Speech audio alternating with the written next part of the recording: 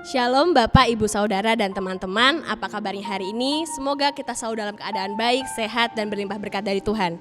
Hari ini kita akan sama-sama mendengarkan perenungan firman Tuhan berjudul Iman yang Bulat, yang diambil dari bacaan Markus 5 ayat 27 dan Lukas 17 ayat 6. Sebelum kita memulai perenungan kita pada hari ini, mari kita sama-sama bersatu di dalam doa.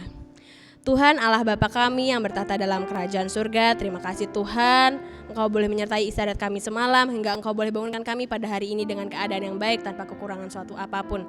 Tuhan, sebentar kami akan mendengarkan sedikit daripada firman-Mu. Tuhan berkati hati dan pikiran kami, agar kami boleh mendengarkan firman-Mu dengan baik, dan boleh menjadikan firman-Mu ini sebagai pedoman dalam hidup kami, dan jadikan firman ini sebagai rema dalam kami menjalani hari-hari kami ya Bapa. Tuhan, doa yang tidak sempurna ini kami panjatkan dalam satu nama Tuhan kami Yesus Kristus. Amin. Perenungan firman Tuhan pada hari ini berjudul Iman yang Bulat, yang diambil dari bacaan yang pertama Markus 5 ayat 27 yang berbunyi, dia sudah mendengar berita-berita tentang Yesus. Maka di tengah-tengah orang banyak itu, dia mendekati Yesus dari belakang dan ia menjambah jubahnya.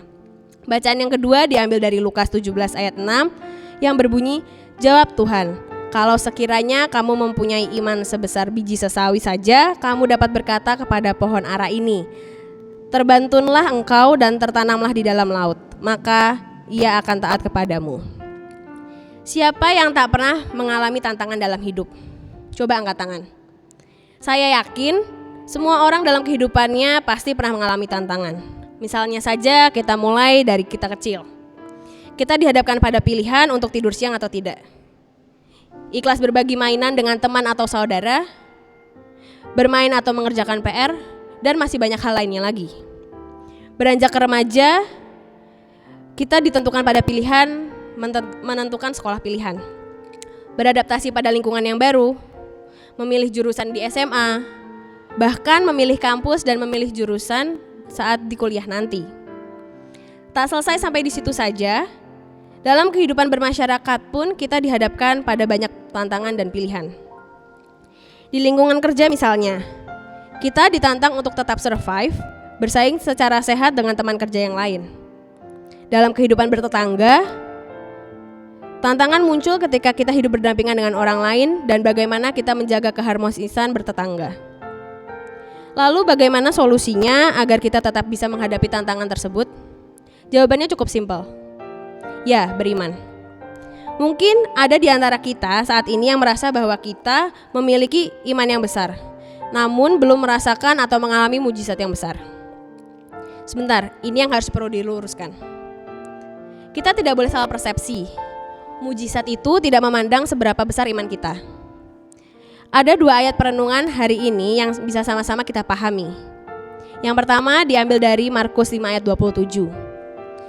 Jika dibaca lebih luas, perikop yang mencakup ayat ini menceritakan tentang Yesus yang membangkitkan anak Yairus dan menyembuhkan seorang yang sakit pendarahan.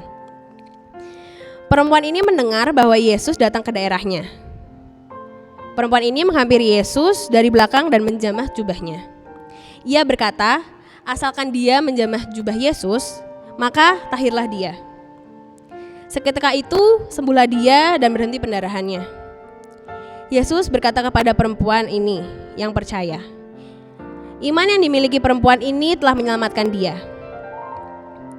Dilihat dari bacaan kita tadi, walaupun perempuan ini belum mengenal Yesus secara pribadi, tapi iman yang perempuan ini miliki mengenal Yesus sebagai Sang Juru Selamat. Karena iman itu pula, ia sembuh. Bacaan yang kedua diambil dari Lukas 17 ayat 6. Bacaan ini mungkin sangat sering kita dengar.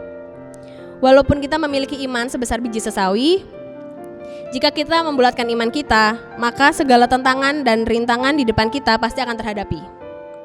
Selama kita yakin dan membulatkan iman kita pasti mampu melewati masa-masa sulit yang kita alami.